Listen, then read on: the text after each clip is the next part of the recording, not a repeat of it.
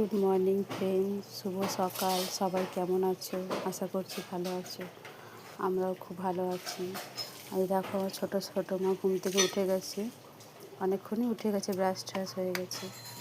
আর ও দিদি গেছে স্কুলে, আর আমারও বাড়ির সব কাজ হয়ে গেছে, উঠান ঝাড় দেওয়া, বাসন ধোয়া, ঘর ঝাড় দেওয়া।